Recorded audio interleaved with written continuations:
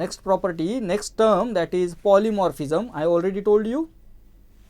Single substance, a one solid exists in different forms. It is a kind of allotropic property.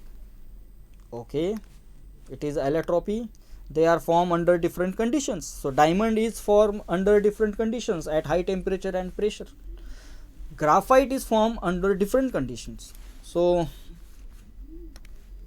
diamond, graphite, fullerene, these all are the allotropes of carbon. In the school section we study about diamond and graphite in detail. We also know about the fullerene. These are the another two substances, calcite and aragonite. These are the, we can say, allotropes of calcium carbonate. These are the allotropes of calcium carbonate. So single substance exists in many forms. So here calcium carbonate is the single substance, but it exists in the form of calcite also and in the form of aragonite also. Now what could be the difference between calcite and aragonite? What could be the difference between diamond, graphite and fullerene? We study in the school section that diamond is having vertical type of arrangement. Correct? We are going to see the structure of diamond in the slides and structure of graphite, but we have a general idea that in case of graphite there are horizontal hexagonal layers. Okay, and in case of diamond we know that one carbon is attached to other 4 carbons, and in case of graphite one carbon is attached to other 3 carbons only. So in case of graphite, one valency of carbon is not fulfilled. So we can say that one electron of the carbon atom is between the 2 layers of hexagonal layers, and that free electron is going to give different property to the graphite. That we can say that diamond is insulator of electricity, whereas graphite is a good conductor of electricity. So what is the difference? In diamond there are no free electrons. In graphite there is free electrons between the 2 layers. So diamond, graphite, both are going to have different structural arrangement. Due to different structural arrangement, the properties got changed. Diamond is insulator, whereas graphite is going to be conductor.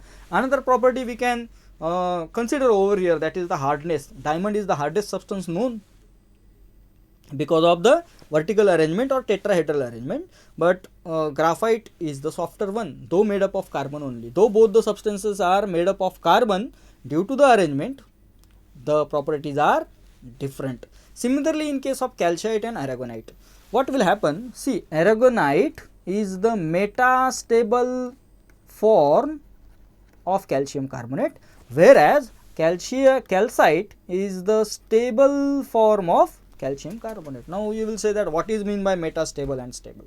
See, in chemistry we know that the ground state is the most stable state. Then we can have the most unstable state, that is excited state. Between stable and most unstable we are going to have the metastable. Are you getting? Metastable means intermediate stability state. Correct? So these two forms of calcium carbonate are interconvertible. When you will heat aragonite, you will get calcite, the most stable one. Correct? So what is the difference between calcite and aragonite? The structure of aragonite is orthorhombic. Now that is the question in our mind, what is mean by orthorhombic, and that's what we are going to study in this chapter. Whereas the structure of calcite is trigonal. So that's the difference between the two forms of the same substance. Similarly, we can see the another examples like alpha quartz and beta quartz. So when we will heat alpha quartz, we are going to get the beta quartz. Let's say around 600 degrees Celsius it will happen.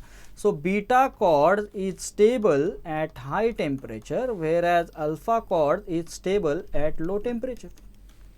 So these two forms of the quartz material are interconvertible by varying the temperature. Now what is the difference between these two also? So this alpha quartz is going to be trigonal, and this beta quartz is going to have hexagonal structure. That's the difference. The difference in the structure, the difference in the arrangement of particles, and that is why it is important to study this chapter, because we can see that a similar substance can exist with two different type of arrangements, correct? And due to that arrangement, properties are going to be different. There is another form of quartz material which is also known as cristobalite, which is going to have tetragonal structure, a third form of the similar substance. Cristobalite, you should know that we use it for preparing the teeth models made up of silicon and oxygen. So this is all about morphism, divided into two things, isomorphism and polymorphism. And in polymorphism we have seen that how a single substance can have the different type of structures. Now you know the structures, that it can be trigonal, it can be orthorhombic, it can be hexagonal, or it can be tetragonal.